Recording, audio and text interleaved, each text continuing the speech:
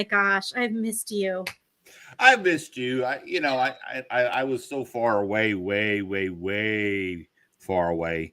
You didn't Uh, have cell reception. You were that far away. I I did have some. I was in a little space and place up there where a little chinook up in the very vast tundra wilderness of Canada, You and climbed up to the tip top of the tree and you were like, a God, little, you came with your cell phone and oh then you found a little bit of reception that you could share yeah, where you were. it's crazy. I actually broke my own record of 1999. I hunted in the wilderness up there, and it was 39 degrees below zero. And That's I broke it this year and said that actually 40 hi, degrees John. Oh, 40 hi, degrees Andy. Oh, below zero. Robin. Um, and a lot of people are like, really? So when the Canadians tell you, hey Keith, you really want to layer up today, it's going to be really cold. Mhm. That's a Canadian telling you it's going to be cold. And it was. I could tell when I walked out the door. I was like, I took a breath, and it just, and I was like, oh my god, it's gonna be. And it was cold. I took a picture. I still have it. Maybe I'll have to post it. It's a fun picture. And somebody says, "Is it cold up there, Keith?" And so I had 6 layers of clothes, and then I had this outer that I had rolled up, and for in case No, it's that bad, I actually put that whole thing hard and just pass. zipped it up, and I was like turning like this, and of course I had the heater. I had to keep keeping my hands like this in case I did have to, So what a time! That's extreme hunting. This is a place where you can really go hunt a giant, but I can tell you, you pay for it in the pain on your body. You get in that night, and your muscles are kind of stove up, and I don't know if we know any other Canadians, Kelly. Do we have Hard any? hard pass on that cold weather. I will be in the wherever the closest hotel lounge is. I'll just wait until you're done. Kelly, do we know any other Canadians? I'm There's a trying to. there's a couple. We have a couple favorite Canadians, Oh, I think, oh, right? oh, this guy, Somewhere in the this guy chat. right Somewhere. there. He is right there. Yeah, that's hilarious. Yeah, real funny. I laughed till I was like, Yeah. yeah, I felt like the Tin Man. Oil can, oil can. I was bad off. Uh, But I got to tell Hi you, I had a good everybody. time.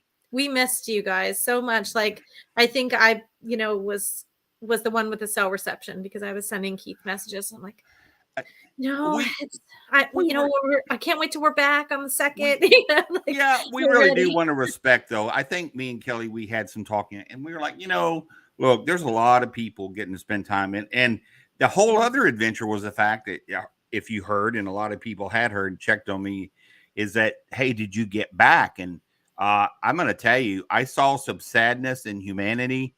I've never seen to this level of crying and sadness and despair and like hopelessness.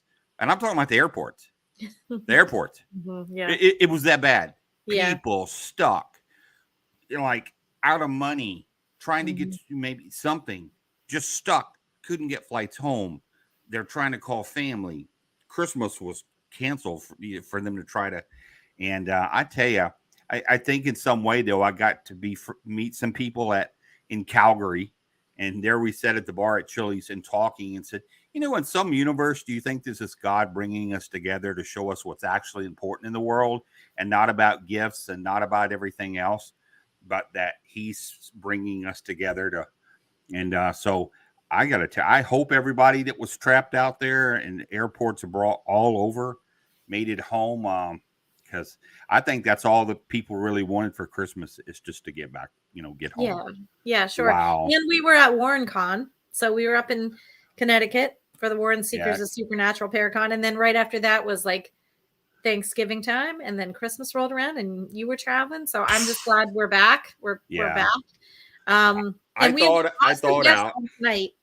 Do we have an awesome guest? Yes, I'm so excited to talk with him more in person. We've talked Well, snippets, but now in person, and I'm looking what? forward to hearing more about So his this story. guy, folks, I know you know the show. I know when you watch the show, you got to kind of know the man. But tonight, as we always do, we take it and we bring it kind of like I say, an evening with. So this is like a living room experience with someone who's really just a very short time we got to talk to. I'm sure I'll get to be friends with in the very near future, and because he's friends with some of my dear friends, known from one of the shows that he did prior to the big show, Ghost Crier, and then of course the other one, folks, 28 Days Haunted, folks. I bring to you from parts unknown, walking down the aisle, Here the he goes. only. Told you, Nick. Yeah. Yeah. I told you. Yes, the crowd's going wild. You gotta have your finishing maneuver now, or whatever you do. Yeah. The big Nick slam, The diamond cutter. Oh, Bam! remember that big Diamond Dallas Page? Yeah, there. Oh Yeah. my gosh! Here we go, everybody. Oh, we Yeah. could spend you time can with take a that break just from the forever. wrestling. Yeah, I could spend the rest of the night talking about wrestling. I'm actually recording it right now. Do you? I know it's. I gotta watch it in a little while. Do you know a guy named Daniel Claus? Do you know Daniel? Daniel Claus. We'll give a shout out to Daniel if he's out there listening. He was a good sport on that show for sure. Daniel is a huge wrestling fan, like I am, and we can't. All we do is laugh when we're around each other because we get to talking about wrestling and old school and yeah. I grew up around it as a little kid. I had a twin brother. We wrestled and made little mats. A buddy of mine, we used to do a podcast way back in the day. It wasn't paranormal or anything like that. It was kind of just like a comedy podcast, and we did skits and stuff like that. But him and I were the same way as you and your buddy. He lives down in Amarillo, Texas now. Texas. Yeah, he drives semi-truck down there. More money down there versus driving the same truck up here in Iowa. So it was a no-brainer. But yeah, him and I, we'll get on Peacock and go to the WWE app on Peacock and go to the old like Saturday night main events and be like, have you seen this one? Have you seen that one? Oh, Bruiser Brody steps into the ring. Yeah. We have a wrestler on the show tonight, Big Daddy Wes Coleman in the house. Oh, yeah. Macho Man. Yeah, we got Macho Man, Wes Coleman. You'd think sooner or later you'd run out of content, but fortunately for all of us, we have yet to run out of content. It's constant fun. So speaking of constant fun, because we could go there, we want to dive into, and as we're handing over the mic, let's go with our man right here, Big Nick in the house. And just start it back. I was born a small child and had an interest in the pair. Now, just you got the mic and you tell us. Well, it all started when I was 5. Yeah. So I got interested in the paranormal as a young boy. I'd say young, around like 8, 9, 10-ish, that era. So for people keeping track at home, that'd be like 95 to like 97. Rub it in. For everybody else that was of legal drinking age then, rub it in. So yeah, around that time, my mom was dating a guy that was, he was pretty good at remodeling buildings and stuff like that. And he bought a former, it wasn't a poor farm. It was more like a home for the friendless because it was in the middle of the city and there was no reason to put a poor farm in the middle of the city, but it was the same concept, just without farming. Later on in that building's life, they actually turned it into a nursing home, and then he bought it after it was closed and done being a nursing home. And his goal with purchasing the building was to remodel it and make it into apartments. And the first step was to make up an apartment for my mom, my sister, his son, and him all to live in. So I had the best house out of everybody in school because people would come over for sleepovers and we'd spend all night running up and down the hallways because you had the main building, the original building that was all Victorian, like Italiente style architecture. And then off to the main building was like the new nursing home wing. So there was like 60 something rooms in that side, and we'd just play hide and seek all night. And, living there and playing throughout the building and working on it, you began to experience some things that were kind of questionable. And at that point in time, people weren't as well versed in paranormal like they are now. Right. Mhm. So we'd see things and hear things, and maybe somebody broke into the. I hope nobody broke in. Mhm. And one night, my sister and my mom and I, we were walking out, and as we were walking out, you could look down the corridor into the news section that had all the main rooms in it. And down that hallway, there was a wheelchair. And as we were walking out the door, this wheelchair just turned and looked at us. And we were all like, "Ooh, go, go, go, go, go." The creepy wheelchair. Those things always have a story. It's always the wheelchair. That's the two rules of the paranormal. It's always the low quality videos, and it's always the wheelchair. Just creepy. So that kind of got the snowball rolling for me, having an interest in doing like weird, spooky things like that. And then fast forward to about 2009, my wife and I, we were just dating at the time, but we were living together. We sat around a lot and watched like Ghost Hunters and the original run of Ghost Adventures. And I think those were really the only two shows that were on back then. MTV's Fear.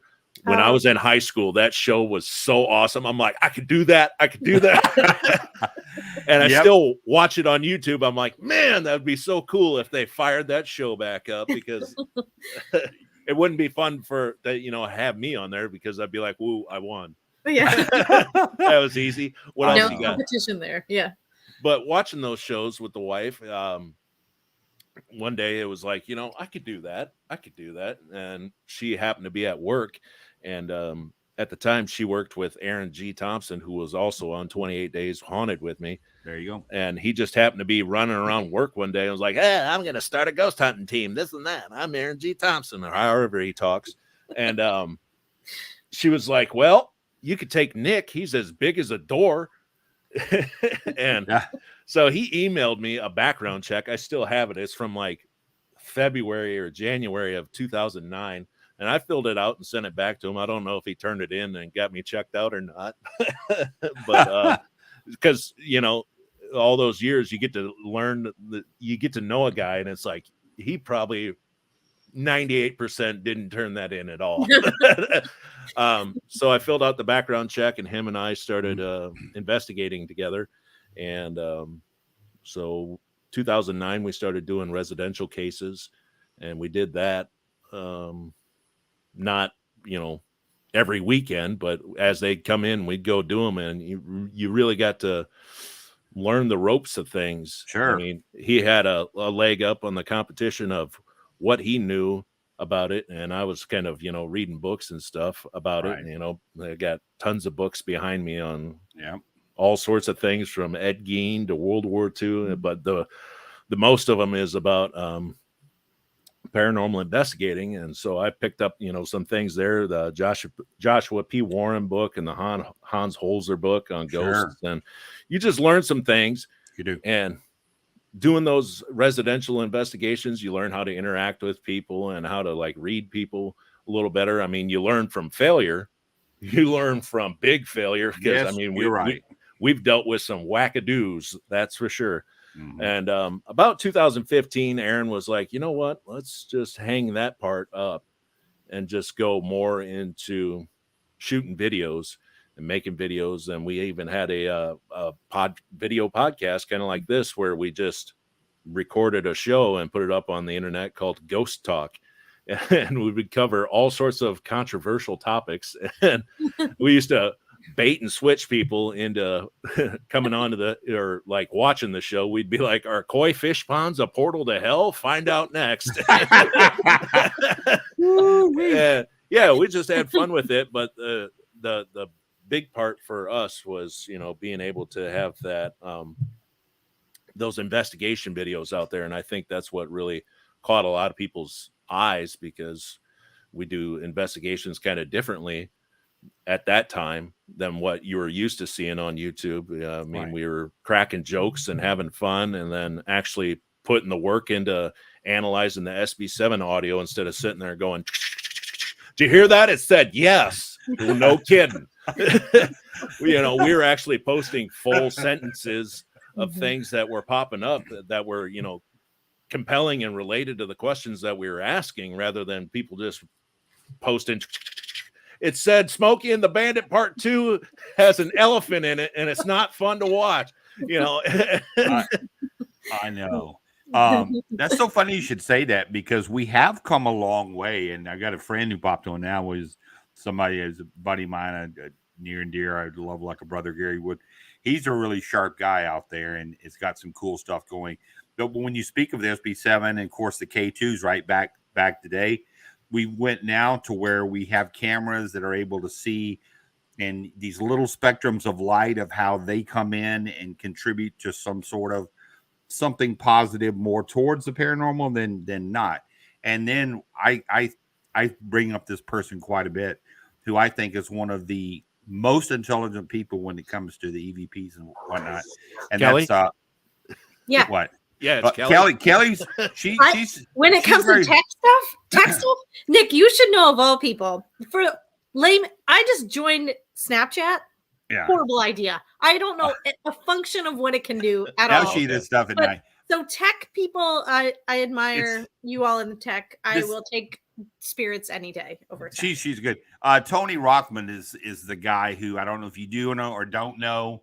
I got to be friends with him years ago, and he's taking things to a level of this, just how he does what he does. He really is that smart. And then of course him and his wife, they go to some amazing locations, and the intel that they're getting out of that, along with guys like Brandon Alvis, who has the EMC the camera where they've actually got these little spectrums, and what they got on Ghost Hunters when they did their stint season 2, and they got I believe it was a nurse coming out of this wall looking down at Brian Murray. Yeah. But he didn't know that there was Brandon Alvis, and he documented that was like, oh, that was amazing with that camera. I mean, there's nobody else there. So there's so many advancements that have came now to where we're getting to be where we can qualify some things as saying, oh yeah, look what and that's like, it's hard to debunk those things. So Yeah. it just Absolutely. caught my reel when you said that. I'm like, I so agree with all that. That's and it's so much, and it's like, what did it say? We've advanced enough now, we can kind of move on beyond that, and that's thank goodness. Though I've spent pretty much all my time in the paranormal into the SP7 audio in post production of how to like noise cancel out all the static and really slow it down to where you can get full sentences sure carrying on. And what you were saying about those cameras and the technology advancing, I tell people all the time, look, yeah, we can sit down and we can rip the SLS to shreds about how it doesn't work, you know, about how the AI is meant to be a static piece sitting on a coffee table tracking somebody moving. right. And, you know, we can go on for 25 minutes about ripping that to shreds. But when I do rip it to shreds like that, I tell people that's where we're at right now. But that doesn't mean don't stop using it. That's right. Keep using it. Keep experimenting. Because if we stopped with failed experiments a long time ago, we'd still be driving Model A's and being like, this is the best it's ever going to get. That's right. It has a purpose, right? The Model A's are not meant to go off-road. So the SLS, when you bring it up in its purity, sure, it's very contaminated type environment with people. But if you make people aware, they have to be behind this said and it has to be on a tripod. And it has, and you're looking off to this oblivion where you look in a flashlight and down there and there's nobody, and suddenly you get something that's very much humanoid type figure, and it also on command maybe does the things you ask, and then you start getting these EVPs like, was that you that just waved on me with my camera? And it says yes. Yeah. And I've had some of those. I did one for a little girl who had lost her daddy. And let me tell you the one thing this thing did that she knew it was her daddy, it bowed. That the figure actually went over and bowed when he introduced himself when he departed. Now that people say, oh, I'm going to, and I no, I was there with the daughter. Those videos that's what we call compelling evidence. And that's the stuff that you post online. You don't post a stick figure tracking on a chair Right. Look, You know, it's sitting on the chair. No, it's not. It's meant that it's trying to pick that up as if somebody's, and people, I'm like, Right. no. But I That's think why- too, it's validating from a sensitive point of view, because I say the role of the sensitive in investigation is to validate the equipment, or the equipment validate what we're seeing. So I know there've been times that I've seen something with my own eyes that's being tracked on SLS that I can't see. So I think like that's another time when you get that compelling evidence, you know, like, oh, okay, great. Now there's a visual for people who aren't necessarily as prone to be able to flat out Have see you that. investigated with Kelly yet, Nick?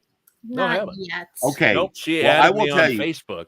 Well, I haven't even been at it. I guess my heart got these Yeah, tears. I she's haven't not been even at- friends with you. Ha ha. No, Oh. well, no, with you, I said she.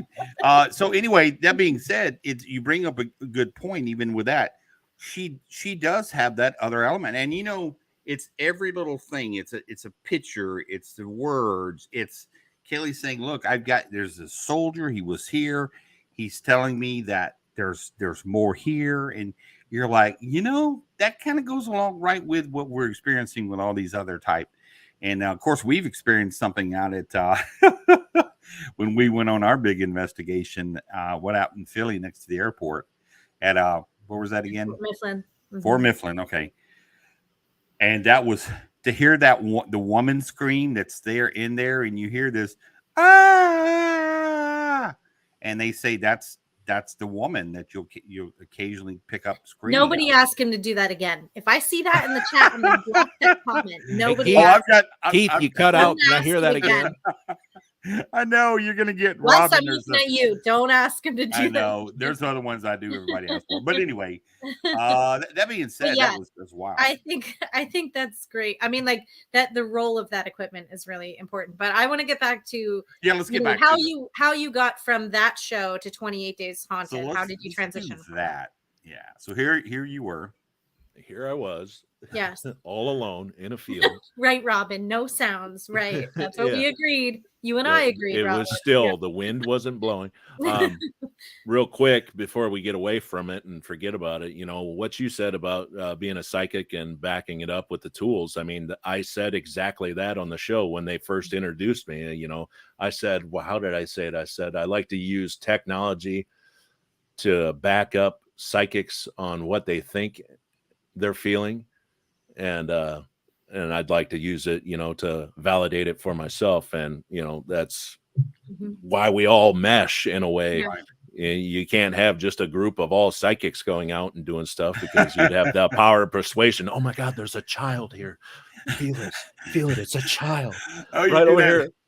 You know, I'm just gonna disregard. I know this is all in good fun. So it's in great fun. All right, how much money's in my wallet? Let me guess. It doesn't work like that. Not so much Kelly, but you did that so great. There are some out like that, and the people who know the building are like, okay, there's no history of kids here. None. Yeah. Not one. Yeah, but that doesn't matter. We'll talk about that another time. We'll talk about that later. Okay. Yeah. So anyways, so we were shooting videos for YouTube, and we were posting weekly. We'd just go to places around town here. We'd even go to some of the tourist trap places. I mean, we spent the night at Villisca Axe Murder House here in fabulous sunny Iowa. It's so sunny I had to wear a Hawaiian print t-shirt or a Hawaiian print shirt for it. By the way, Villisca, Iowa, comfiest floor you could ever sleep on. Yeah, I mean, it's a hardwood floor, but it's really soft after about 4 hours. You really get into it. But any of us traveling there the summertime season. Yeah, make sure to wear your Hawaiian print shirt and go to Villisca, Iowa. The gas station has excellent pizza, chef's kiss. But for the most part, our videos were all shot locally, and our message that we were trying to push there is, you know, hey, if you're starting, you know, to get into the paranormal stuff, I mean, you don't have to drop thousands of dollars to be going to these tourist traps. You can literally go in your backyard. I mean, we shot a video at a cemetery that it's not a cemetery anymore, in the Depression during the what the hell was that PWA project, where they just come up with stuff for people to work. They actually exhumed everybody from this cemetery. So we drove out there where it used to be and parked on the road next to it and ported the SB7 into my truck, so we had the world's largest ITC device. And yeah, we were just asking questions. We got the name of the cemetery. At one point, it sounds like somebody was banging on the window of my truck, like, let me in. Yeah, it's giving me goosebumps just thinking about it. Hey, a new idea, a ghost Uber. Yeah, Goober. Oh, God. That's good. That's good. Oh, there we go. The Goober. App will be available for download next week. Yeah, Goober. Brought to you by Talking Tech. Yeah, so we just kept making videos, and then 2020 hit, and everything happened with the pandemic. So we kind of went our separate ways, and I hooked up with another guy here locally, and we started making documentary videos there, more serious documentary style videos. It's called Afterlife Sessions, also on YouTube. You can look it up. There's 3 that have me in them. Crown Point Jail in Crown Point, Indiana. Worth the trip. Wow. It's very well priced to get in there and spend the night there, and it's a great haunt. Then we did the Rock Island YMCA here in town. It's a former YMCA. It's now a furniture store, and it is probably number 2 on my list. Wow. And number 1 on my list, the third and final video, is Ashmore Estates. Oh, okay. Ashmore Estates in Ashmore, Illinois. It is worth the trip. It's a little expensive, but it is definitely worth the trip. Robin Terry, the guy that owns the place, he is a gem. They broke the mold after making him. I mean, I could spend all night just sitting there talking to him. The hell with the investigation. Tell me another story about the 70s, Robin. Wow. But yeah, those videos are online. Then end of 2020 into 2021, Aaron and I kind of hooked up again. And one day out of the blue, he's like, hey, these production company wants to talk to us. So I was like, oh, okay. And you got to keep in mind that the whole time we were making those videos for YouTube, we had probably 8 different interviews with production companies. So when this one, Netflix, we didn't know it was Netflix at the time, but when they said they wanted an interview, we were both just like, yeah, we're Nick and Aaron. We're from Davenport, Iowa, and Andalusia, Illinois. And, we ghosts together, this and that. And then 6 months later, well, not 6 months, let's say 4 months later, I was fishing on the mighty Mississippi River catching catfish. And Aaron calls me. He goes, hey, you remember that production company we talked to? I was, yeah, they want to interview us again. I was, for what? Did I miss something the first time? Yeah. Did they lose the file? So I'm busy. I'm fishing. Yeah, not now, damn it. So that second interview, they pretty much opened up with, congratulations, guys, you made the show. We were like, wait, what? Made it. Yeah. And they said, you'll either be going to Connecticut, Denver, or North Carolina. Well, they didn't say Denver, they said Colorado. So we just knew the states. Then for 4 weeks, we were kind of left in the dark of, ooh, I wonder which state we're going to and when we're going. Then a week before we left, they're like, heads up, your plane leaves Friday. And we were like, huh? Or actually, the plane left on a Wednesday. So it was hurry up, pack your bags, pack all the equipment that we could pack. And then, throw it into the check bags, and off we went to Connecticut. First time ever being to Connecticut. And yeah, I was there for half a day and was blindfolded and thrown into a van. That was awesome. This is great. For Netflix, not for kidnapping, but for Netflix. Yeah. Yeah. And the whole time they're like shoving me into the van. They're like, just remember, this is an example of human trafficking. Wow. Yeah. There you go, folks. In case you were wondering. So you were on location for 28 days, as it states in the title. Yes, So, I still have. I need to get it here and frame it, but at work in my desk, I still have my vacation form that has 30 days off. nice. Yeah, Wow. and it says for TV for the reason why I needed all that vacation off. But yeah, when I went to HR and was like, you guys ain't gonna like this because I'm a pretty important player at my company, and they were like, oh wow, that's cool, man. Well, Yeah, you can have it. Get out of here. Hurry up. And Wow. Now, Yeah. do you think, Nick, from seeing the show, like I watched the show, I binged the whole show, of course. it's an easy binge. Yeah, 3 it is. hours. Yeah. But The sun's still up. That's weird. just that, yeah, just in a row, I just continue to watch. But do you think the show, like, do you feel good about the way everything was represented? Do you have, do you feel it was an accurate representation of your time there and the experiences that you all had? I think they could have done a little better with representing the time there, but that's them. They're the experts. They're the Right. pros on doing stuff like that. And if we were to shoot all of Captain Grant's with one camera, that'd be over 2,000 hours of footage. And there was the camera that you saw us running around with. Yeah. Excuse me. And there's 2,000 hours of footage, plus the other 15 cameras that were mounted on the walls that could like robotically watch us. Yeah. Mm-hmm. There's another 2,000. So they had Right. all those many hours of footage times 3 for each location. So yeah, they kind of boxed it all up the best they could and presented it to the public. I wish they would have done Jeremy a little better. And Jeremy Leonard, who was at the North Carolina location, him and I met and kind of hooked up and figured out that we'd be good buddies.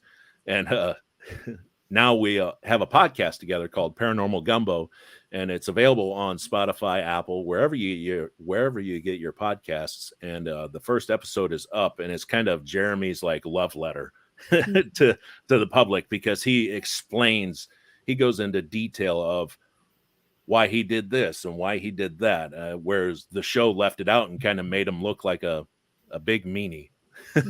Wow.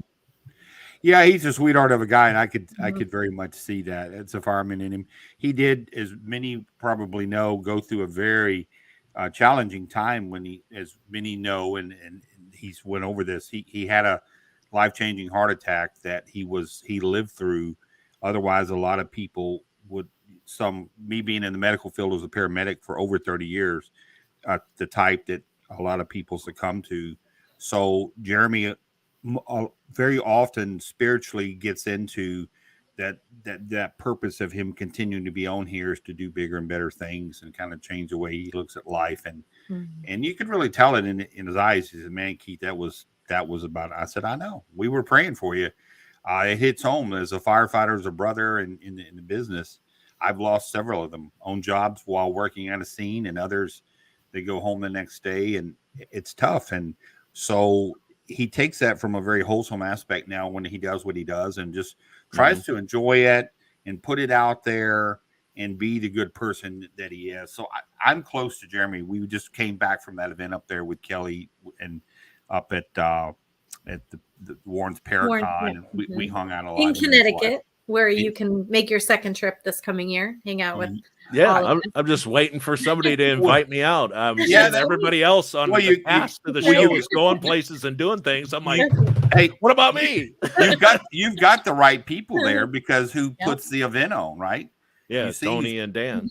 Yeah, Tony and Dan. So I mean that's just a maybe we'll do a hoopla. I need to maybe reach out to him. It's the first of the year and kind of see what's with us as well.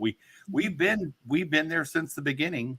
And we were there for year 2. So it would, I think it would rock if that was something that happened. And so many people there that we're close to and friends with. And and I tell you, it was a blast. We were next door to the table that had the rock stars of the event. There were thousands of people coming to see these guys. So it was. Yeah, Jeremy said it was crazy.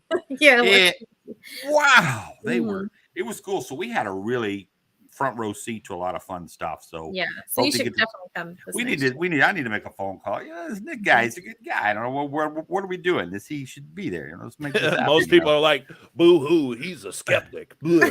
Well, no, so let's talk about that a little bit. So there were some times there where some things happened where some could have went down that path of, well, gee whiz, Nick, was he a little hard on things? Was you think?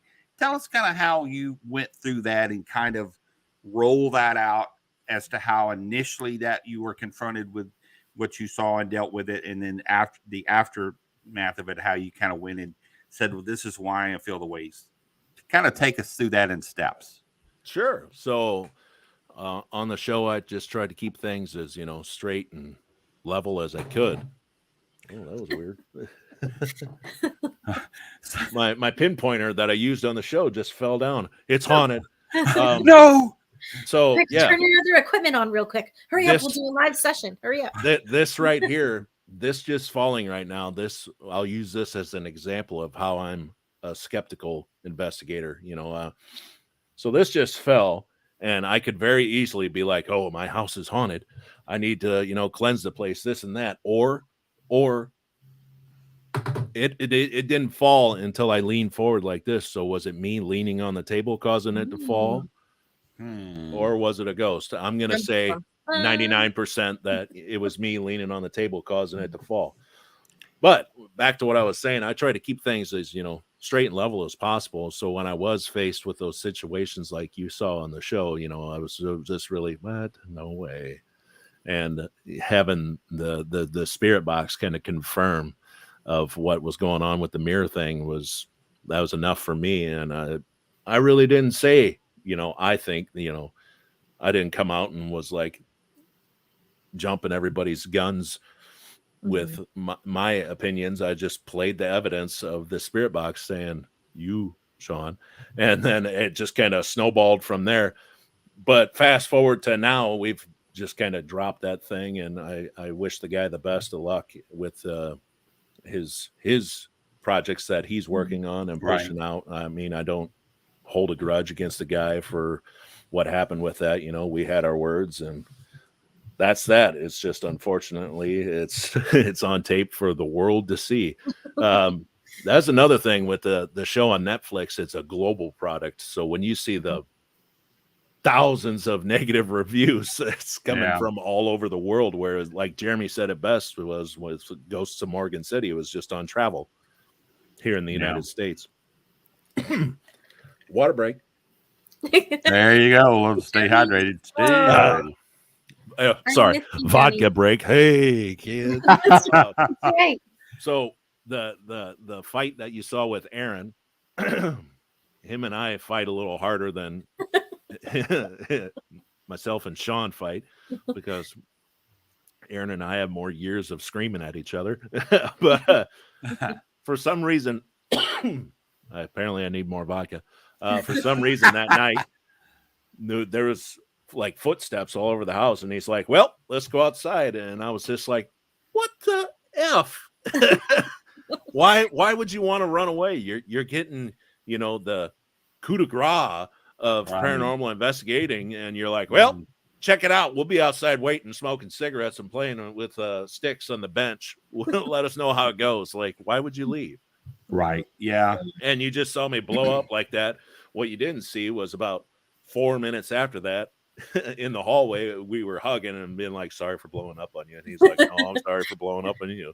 Aww. Yeah, when you do push that envelope, like you said, and you're really trying to get there, and then you're like, "No, we have to," that comes from the fireman and me, myself, is that you would find, like you got some good stuff going, you're making progress, keep pushing.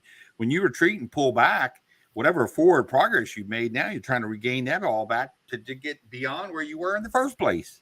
Yeah, exactly. When we were doing those one-on-one interviews where you see us looking all fancy, sitting in a room and it's lit nice. The producers would always be like, "Is there anything that would make you leave?" And the first time they asked me, the first and last time, they're like, "Is there anything that would make you leave?" And I said, "I don't know, zombies." I go, "Zombies creep me out, man." Yeah, I'm out. He goes, "So nothing within the investigation would make you leave?" And I go, "No. If you wanted people to leave, why'd you hire seasoned paranormal investigators?" Yeah, you push forward. Hey, do you know a guy named Flip Searle? Do you know this guy? Is he another wrestler? Well, this guy, made his way to the chat. There's the one, the only Flip. So Flip's got a good question as we approach that. So, I wondered this question too, so I'm glad. What was your best experience that didn't make it into the final cut of the show? My best experience that didn't make it into the final cut of the show. One night we set up a psychomantium in the basement, and this was awesome because this is like, I'm not usually the one to like, I mean, I am the one to like try different things, but like this is the only time on the show like I tried doing like metaphysical stuff. I think that's what you would call it, metaphysical Yes. experiments. So we set up the psychomantium. We got a chair in there. We got a camera right above me, looking at the mirror that I'm looking at. And then we got another camera looking at me set up across the way. And I really wish they would have put this in there, but it wasn't good TV. But I'm in this psychomantium, and it's like a hybrid of like scrying. And I'm looking at this mirror, and the mirror's looking at me. And all of a sudden, I start to like go in and out of like consciousness, almost like into a meditative state. And I'm seeing visions of like me sitting in the room, but all of a sudden there's a lady that comes in and tries to kiss me on the cheek. You know, Jesus Christ. Wow. And they're on the walkie-talkie, the producers. They're like, that's good, keep going. Because anything we did inside the house, they could see live.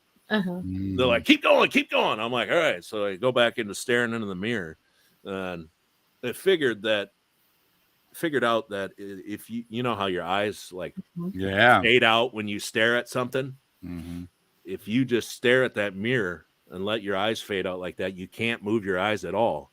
It just keeps staring and staring and staring. Eventually you get like sucked into some meditative dream state. I swore to God I was sleeping, and they're like, you were awake the whole time. I'm like, holy wow. So I had this vision of a guy riding real fast on a horse, like he was like in a panic to get somewhere. There's boom, boom, boom, boom, boom. Then all of a sudden it was like I was behind him, following him. Boom, boom, boom, boom, boom. And then all of a sudden I popped out of that vision and went into another vision and saw like a guy in like a big heavy coat with gold buttons down the side. And he was like just standing there looking at me. And then he was like, come here, I got to tell you something. And then I came out of that vision. And then I had another vision of a lady holding a baby. Came out of that vision. And then finally I was like, you know what? I've had my fill. This has been cool, but I'm done. And the producer jumps on the walkie-talkie and he goes, yeah, that was really cool. That looked really awesome, Nick. How long do you think you were in there? And I was like, I don't know, 30 minutes. And they're like, try 2 hours. And I was like, oh, I started panicking. I jumped up and I had a digital recorder down there and I looked at the timestamp on the digital recorder and I was like, holy yes. It really is 2 hours. So I pulled the visqueen back, and where I was at in the basement kind of led into another part of the basement, but it was walled off with just a little bitty doorway. And I saw this dude walk by the door, and I grabbed that walkie-talkie and I'm like, there's effing somebody else down here. And I take off running around the basement trying to look for this guy in the pitch black. I'm like, who the F's down here, this and that? And there's nobody down there, and it didn't make the show. Oh man. Which was like 3 hours of your life I would have wanted to watch. So that 2 hour thing is fascinating because Portals to Hell with Jack Osborne and Katrina Weinman. Right. When that came out in December of 2021. So that was after we were there. They did like a Estes method with the owner of the building. Right. And she was in her Estes method for like 2 hours. So I'm like, that's interesting. That's interesting. Yeah, just by the virtue of what, of course, all of us here know, and many in the chat, is that with these type incidents that you hear of, I'm getting more and more that these mirrors are in fact some sort of a portal that is that. Nobody say it. Nobody say it in the chat. No noises from Keith in the chat. Robin. Yeah, right? No noises. I know when I speak of portals, but that was a wilderness sense. This was a mirror sense in a home. I had one in San Antonio that they had set up, and wow, the people that went in there, they weren't in there too long, and they were coming out. They're like, nope. I had something like you were explaining, like coming up and like trying to say, you come with me. I need to show you, and they were like, I didn't even know this person, and they were like, nope. And they were just sitting there all of a sudden, and then this person just appeared in front of them. They're like, but from a metaphysical and energetic perspective, you should have somebody with you when you try to do these things. Because if you are newer to the idea, or you're not as well versed, or it could be just a vision, something that happens, you should definitely have someone there who can pull you out of those experiences. Safety first. snap out of it. Yeah, exactly. Technically, I had You need a people break. there. They were watching live, so if I started bleeding or something, they could run in and pull me out. Yeah, Well, you start having a seizure. it'd or take something. everybody they have to run in and pull me out because I'm a big fella. But I mean, No, still, Yeah, but well, I wasn't you should, alone. though. I mean, you had cameras on you, but it's still important. I mean, you don't. I like to anybody in the chat who's brand new to the whole thing. You definitely don't want to try it. Any sort of like scrying, those psychomantiums, anything that's like that, where you are in a different cognitive state, or you're trying to be in a different cognitive state. You should have people there with you. yeah. Wow, Safety that's first. interesting though. I'm fascinated. That just in What's- itself was. What's next for you, Nick? Like now, Oh 28 my days not God. to that. So like, This what do you? guy, what he can speak of, what he can't. Well, I mean, you have your show with Jeremy, so everyone can check that out on YouTube. I have nothing to offer. I've bring nothing to the table as far as 28 Days Haunted 2 or anything like that. Your guess is as good as mine. Wow. Jeremy and I have talked that, if they were to do it again, would we do it? And Jeremy wants to have like a location like what we stayed in. And I want to have a location like what Jeremy stayed in, because I think that, if you were to really trying to make a scary ghost show, you wouldn't put people in a cute bed and breakfast. You'd put them in like an abandoned house that's like the foundation's sunk and there's no windows and they're constantly slapping mosquitoes and stuff off of them. Oh. To really just amp up the fear factor, really tap into that psyche of what really makes people tick and causes them to crack. But I might have just sealed my own death warrant there. You did. Yeah, you get sent to some place in Louisiana. Yeah. Yeah, if they do bring me back for part 2, I'm gonna be all alone in some. You're going to Louisiana, and all of a sudden you hear this birds in a swamp and alligators, and they're gonna put me your up in that blindfold. house. You're like, no, come back. I quit now. I quit. They're gonna put me up in that house that was in the end of the Blair Witch Project. That one. Could you imagine? I'll do 28 days there. Dark and nobody there, and you barely walk in, and in your ear you start, hello. Yeah, Jonice, Keith and I were just talking about this, about Pennhurst. That's like one of my top 2. Have you been there, Nick, to Pennhurst? Nope. It's here in Pennsylvania, so you got to make your way this way. Pennsylvania. I'd come out there to look at the Amish people and eat a cheesesteak sandwich and go to Pennhurst and what's that? Trans-Alleghenies out that way somewhere too, ain't it? Oh man, that's a different state, but this direction from you. Yeah, somewhere over that way. All I know about Pennsylvania is I-80 going into Pennsylvania is stupid. Right. Well, that could be, but it's worth it if it takes you close to Pennhurst because it's a really, really good location. Yeah. And Robin, yes, you're right. Andy and Gary agree with me. You have to have somebody with you when you do those things. And I mean, I think there are so many places aside from where you've already investigated in your area and, on the show. Is there a bucket list place for you that you'd like to go next? A bucket list place that I would like to go to. I don't know if it'd be next, but I think a really cool investigation would be the beaches of Normandy in France. Oh, wow. Geez. Yeah. You're the first person that I've ever heard say that, but you could just fathom. You're talking about Gettysburg and all these other places that have that trauma stamped. You could just fathom of the explosions and the screams and God knows what. My grandpa lost his brother and they had to keep running. I mean, he said he used to tell us stories that like he knew about where he was at, and then all of a sudden he just saw poof, a big pop of sand, and it was just like, I hope he's okay, and then just keep running. And it's that's a more recent event that where like you don't have to use old-timey terms like we've investigated Civil War sites, and it was like, if you talk to us, we'll give you a cup of Arbuckles.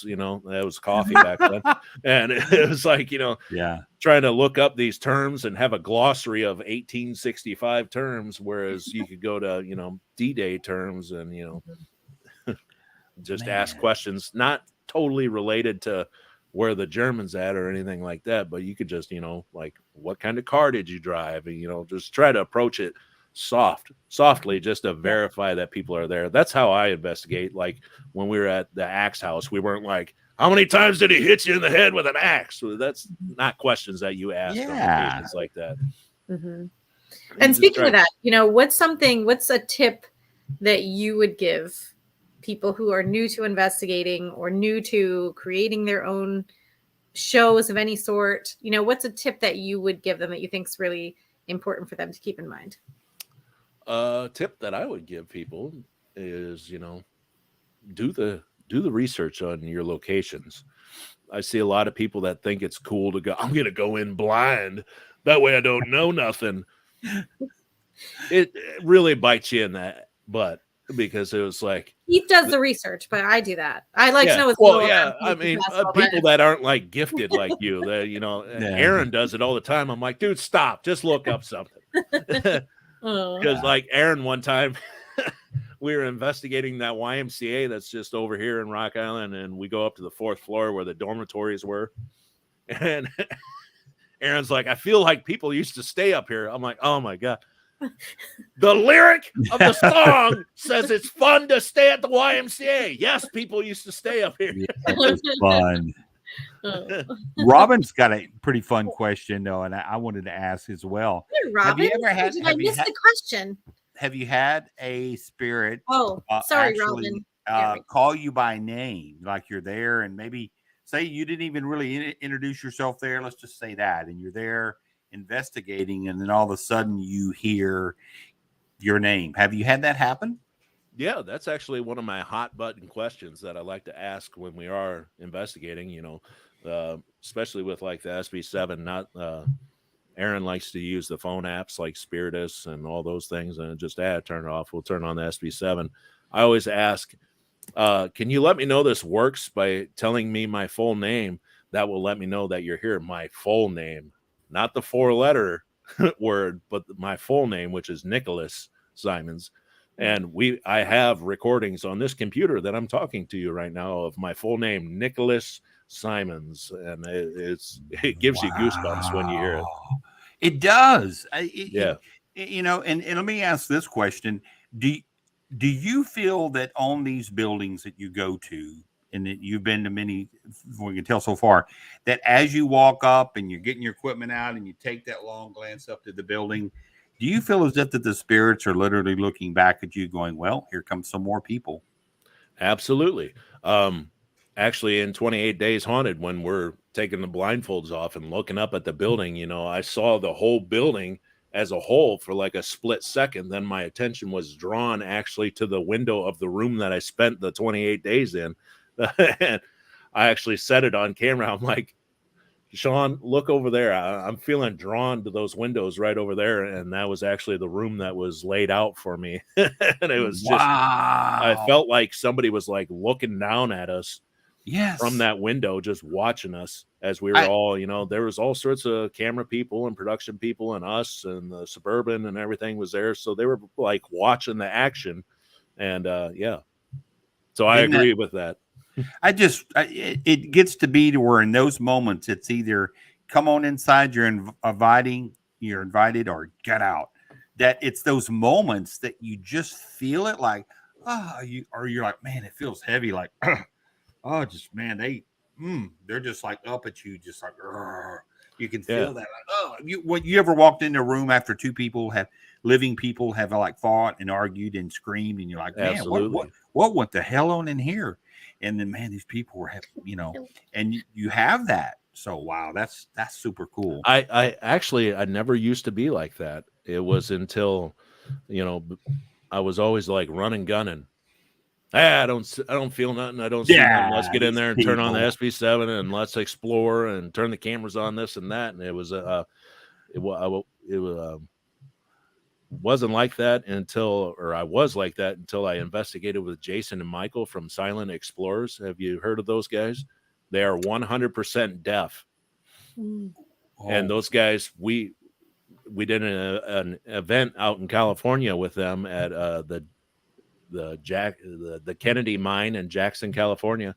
And we had conversations through text. I have an app on my phone that puts up big text. So I'd say something and they'd say something back. And just spending those 2 days with those guys that are 100% deaf and talking to them about how they investigate and what's different for them versus what's different for me, really just like shut off my ears and like rewired my brain. Like before, I was always like, let's go into the dark and go further into the dark. And it's like, no, let's just stop and really just feel the room, feel the room. Don't listen to the room, just feel the room. And it really changes things for you once you figure out that these guys are doing phenomenal and they can't hear a thing. And they're saving money on SB7s and digital recorders. Yep. My friend Gary here, Woodward, I was telling you about, comes Oh, up with yeah. good ideas. He just brought up an idea. Can you see that? Can you read that? Yeah. See what you think. You have to give Gary credit, though. If that. No. That's like Survivor Man and the Paranormal Witch. Yeah, but I mean, when you think about it, and we think about these shows, and you, man, I want to make it bigger. I want to make it better. I want to take this where they have these, these paranormal investigators have this, but I want to put them to an extreme to where they're out in the element. Yeah, they're going to have food. They're going to have a shelter, but other than that, they're out investigating. They're trying to get evidence of what happened here, and you think about it, that's something that I can't really recall that's been done, other than that's just the thing. Most of it has been with structures.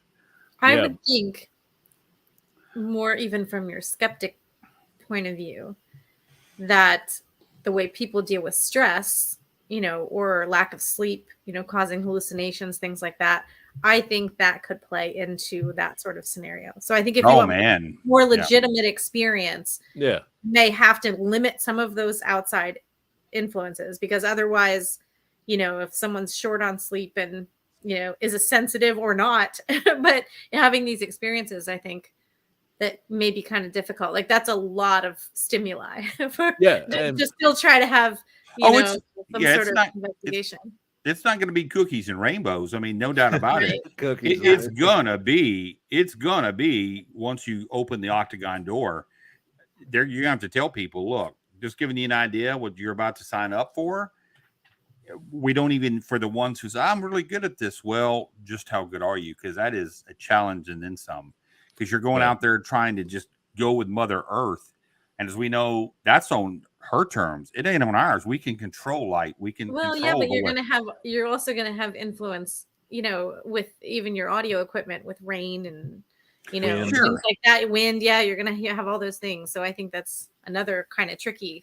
It's a challenge, but it's a challenge to have those elements involved. That would be like a good marking everything. season 2 for 28 Days Haunted, because they kind of did that with the first season of the show. We had no phones, no internet, no TV, cut off from the whole world. So like the whole time we were trying to do this show, you still have this wheel spinning in your head of, man, I wonder what the wife's doing, or I wonder what's going on back at home. Aaron he's got a 4-year-old daughter that he had to worry about and had no way to contact her. If there was emergencies here back at home, everybody, all of our significant others had the producer's numbers that they could call and say, hey, this is bad. I need to talk to, Nick or Aaron or Sean or somebody. So there was that safety net, but for the big part of it was we were blindfolded. We had no idea how we got to where we were at from the airport. We had no phones, no internet, no TV, nothing that says you're in Preston, Connecticut. We didn't even know the name of the town that we were staying in until the last day when we drove off the property to go back to the airport. Wow.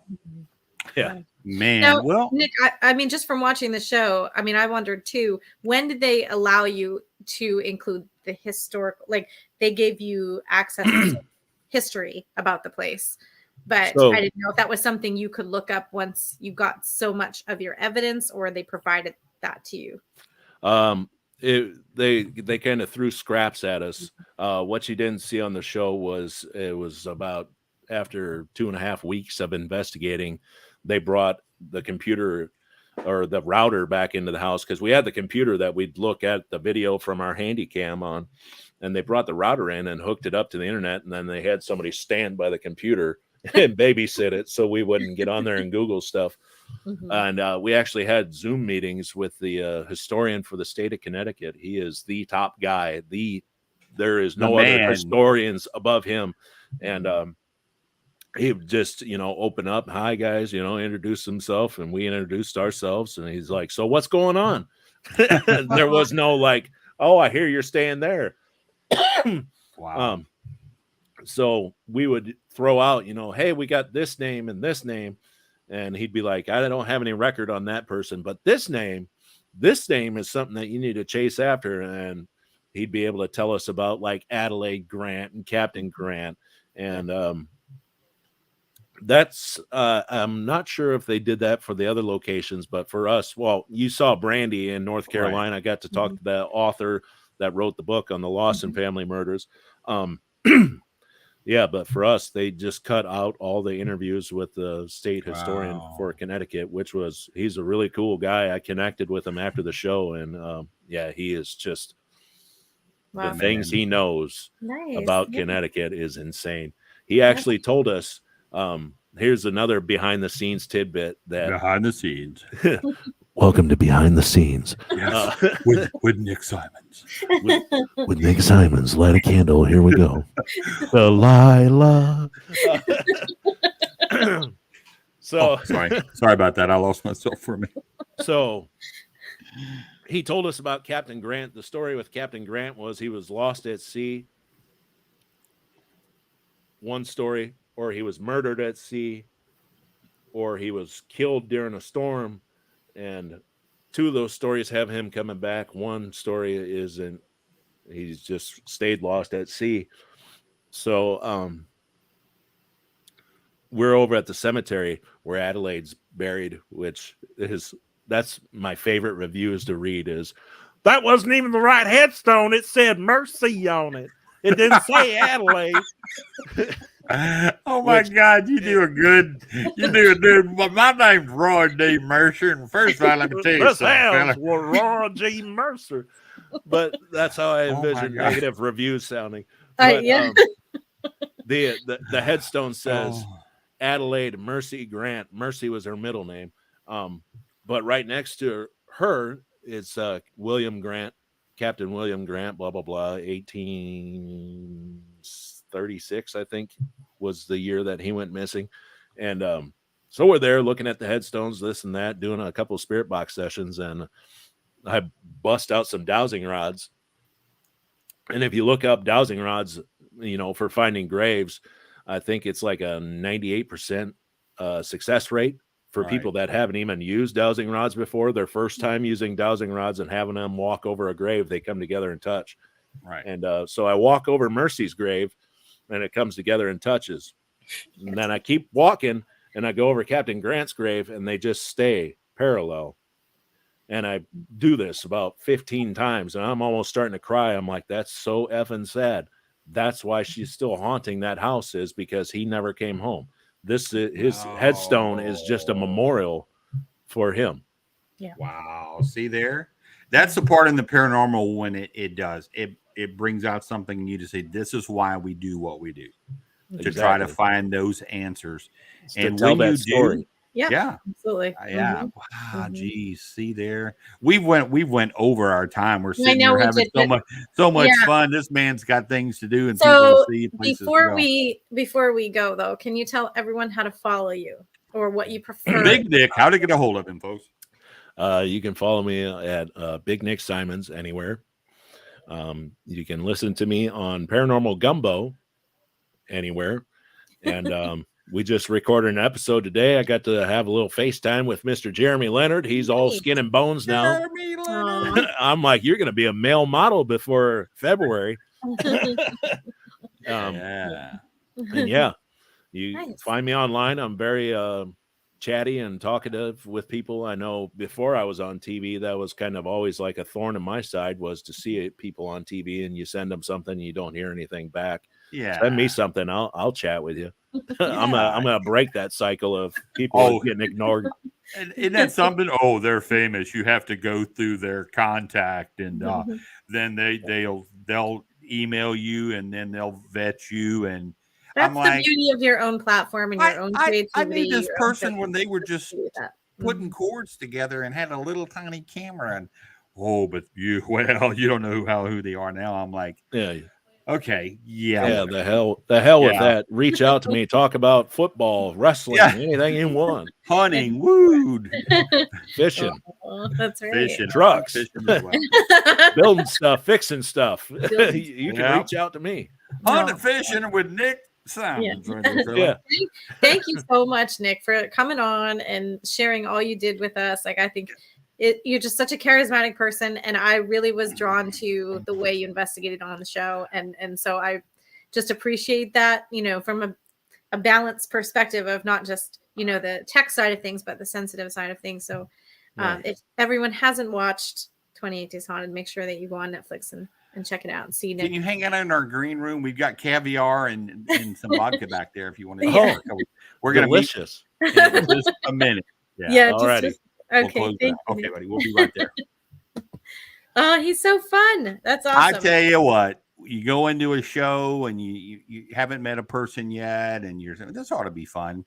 And now I'm like, wow, that was like super cool. Like, you just get a person like that. You got that. Of course, my humor, and then you meet him and his, and you're like, any friend of Jeremy Leonard. I'm like, oh, that's got if he says it good, he's a good guy. So very, very cool. Yeah. Well, Kelly couldn't have said it any better tonight, folks, when she mentioned the fact about we did miss all our peeps. All these people we see in the chats. You are just as much not only our Talking Tech Paranormal family, but I talk to many of you. I call you. I message you.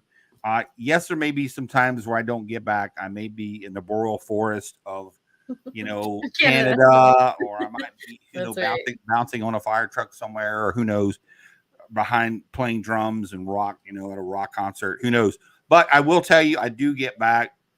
I'm blessed to have the very cool and charismatic friends I do. So thank you for hanging on for the ride and being along with us as well. 2023 will find us having some, I'm going to call it the Talking Tech Paranormal Normal 2023 tour. There's some things we're wanting to get out on the road and get out there and just mix it up and just grab some gear and let's do this.